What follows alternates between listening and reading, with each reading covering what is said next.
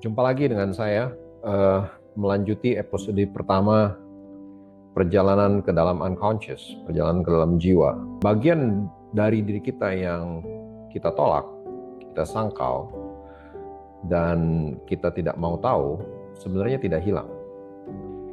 Mereka tersimpan di dalam unconscious, mereka tersimpan dalam jiwa kita, dan mereka bermanifestasi dengan cara-cara yang tidak sadar. Seringkali dalam bentuk yang Jung sebut sebagai dengan projection atau proyeksi bahasa Indonesianya. Pernahkah Anda sangat tidak menyukai seseorang? Sebagai contoh, tanpa sepenuhnya mengerti kenapa Anda nggak suka sama orang tersebut. Pernahkah kamu terpicu oleh perilaku tertentu yang tampaknya memicu reaksi emosional yang sangat kuat? Suatu saat atau bahkan sering tanpa kita sadari sebenarnya kita sering mengalami perasaan-perasaan atau emosional yang kuat terhadap perilaku tertentu. Jangan-jangan ketika saya sharing tentang hal ini, Anda juga sudah terpicu oleh reaksi emosi juga yang kuat terhadap saya. Nah, ini yang disebut oleh Jung disebut dengan proyeksi atau projection. Dan proyeksi selalu tersimpan di bawah sadar dan selalu termanifestasi tanpa kita sadari.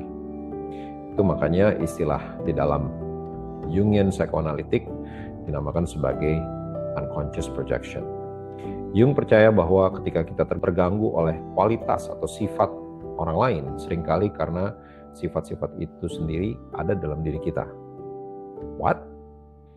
Mungkin Anda kaget, but that's kenyataan yang pahit, bahwa bagian dari diri Anda yang telah Anda tekan, Anda sangkal, Anda deny atau abaikan bukanlah musuh Anda, melainkan kepingan-kepingan yang hilang dari keutuhan Anda.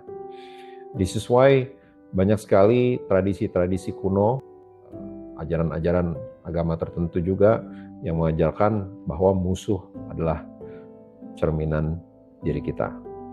Dan juga yang mengatakan, peribahasa yang mengatakan musuh yang terbesar adalah diri kita.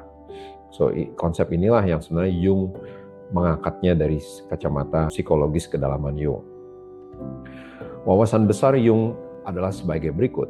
Pertumbuhan psikologis bukanlah tentang menghilangkan sisi gelap atau shadow tersebut, akan tetapi tentang bagaimana kita mengintegrasikan kepingan-kepingan tersebut atau fragmentasi-fragmentasi tersebut. Ini tentang melihat kedalaman, ketidaksadaran Anda sendiri dan menghadapi apa yang telah Anda sangkal. Karena ketika Anda melakukannya, Anda membuka sumber kekuatan pribadi yang selama ini tersangkalkan dalam otentik dan kebebasan. Disinilah perjalanan yang sebenarnya dimulai. Apakah Anda siap untuk menghadapi kebenaran tentang siapa Anda? Untuk melepaskan diri dari ilusi yang telah membentuk Anda. Karena apa yang akan datang selanjutnya akan menantang semua yang Anda kira Anda ketahui tentang diri Anda. Dan itu akan membawa pintu menuju kehidupan yang benar-benar milik Anda. Kebanyakan orang lain menjalani hidup dengan percaya bahwa mereka sudah tahu siapa mereka. Mereka mendefinisikan diri mereka dengan nama mereka, pekerjaan mereka, budaya mereka, pengalaman mereka, masa lalu mereka. Tetapi bagaimana jika saya memberitahu Anda bahwa identitas Anda jauh lebih kompleks dan lebih luas, lebih besar daripada apa yang Anda sadari selama ini. Bahwa diri yang Anda yakini sebagai diri Anda hanyalah konstruksi di tingkat permukaan sadar saja. Sebagian kecil dari yang jauh, yang lebih dalam. Serpihan besar ibarat gunung es. Maka yang tampak di permukaan hanyalah yang kecil saja, sedangkan yang 90% di bawah laut adalah yang tidak tampak. Carl Jung percaya bahwa dalam setiap individu terdapat dunia tersembunyi, lanskap batin yang luas dan rumit, dipenuhi dengan ingatan, memori yang terlupakan, emosi yang tertekan, keinginan yang tidak diakui, dan potensi yang belum benar-benar termanfaatkan. Dan kunci untuk benar-benar menemukan diri Anda bukanlah untuk membangun identitas baru, tapi untuk mengungkap apa yang telah terkubur dalam-dalam, tersembunyi rapat-rapat di dalam diri Anda. Mari luangkan waktu sejenak untuk merenung. Pernahkah Anda merasakan kerinduan yang amat sangat dalam, yang tidak Anda dapat jelaskan untuk sesuatu yang lebih? Perasaan bahwa ada versi diri Anda yang lebih besar menunggu untuk muncul. Ini bukan hanya imajinasi, ini adalah suara pikiran bawah sadar Anda yang memanggil Anda ke sesuatu yang lebih besar. Jung menyebut proses ini sebagai proses individuation atau individuasi. Dia percaya bahwa kepuasan sejati, makna yang mendalam tentang kehidupan, datang bukan dari menyesuaikan diri dengan harapan eksternal, akan tetapi dari mengintegrasikan semua aspek, serpihan-serpihan, kepingan-kepingan diri kita. Yang baik, yang buruk, yang terang, yang gelap. Tetapi sebelum kita dapat mengintegrasikan bagian-bagian ini, kita harus terlebih dahulu menghadapinya. Dan disinilah kebanyakan orang berhenti. Mengapa? Karena menghadapi diri sendiri tidak nyaman. Dibutuhkan melihat aspek-aspek hidup kepribadian Anda. Defense mekanisme Anda akan muncul. Yang telah Anda lama abaikan bagian-bagian diri tersebut akan terasa sangat-sangat tidak nyaman. Ini menuntut agar Anda mempertanyakan keyakinan sistem kepercayaan yang sudah lama Anda pegang.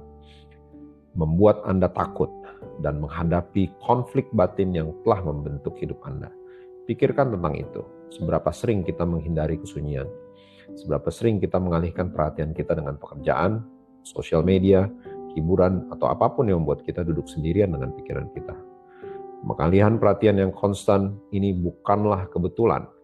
Ini adalah mekanisme pertahanan, cara menghindar pertanyaan yang lebih dalam yang bersembunyi di bawah permukaan kesadaran. Tapi tidak peduli seberapa keras kita mencoba menghindarinya, aspek tersembunyi dari diri kita itu tidak hilang. Mereka muncul dengan cara yang tidak terduga, melalui kecemasan, sabotase diri, hubungan yang tidak memuaskan, atau perasaan terus-menerus merasa tersesat. Jung percaya bahwa pikiran bawah sadar kita selalu berbicara kepada kita, tapi kita telah belajar untuk mengabaikan pesannya. Namun jika kita mulai memperhatikannya, kita mulai mampu melihat pola tertentu. Kita mampu mulai menyadari bagaimana luka terdalam kita mengaruhi pilihan-pilihan kita, keputusan-keputusan kita. Bagaimana keinginan kita yang tertekan membentuk perilaku kita. Bagaimana hal-hal yang paling kita takuti seringkali menyimpan pelajaran terbesar. Mari kita pertimbangkan contoh yang sederhana namun sangat kuat. Ketakutan akan penolakan, contohnya. Banyak orang menjalani hidup dengan ketakutan akan dijudge, dihakimi, atau ditinggalkan. Mereka mencari validasi, persetujuan, atau approval, menghindari konflik, dan menekan pikiran mereka yang sebenarnya untuk menjaga harmonisan, menjaga konflik, menjaga untuk tidak konflik. Tapi dari mana ketakutan ini berasal? Apakah ini benar-benar tentang pendapat orang lain? Atau apakah itu berasal dari sesuatu yang lebih dalam? Mungkin luka lama atau pengalaman masa kecil. Renungkan baik-baik pertanyaan tersebut dan sampai jumpa di video berikutnya.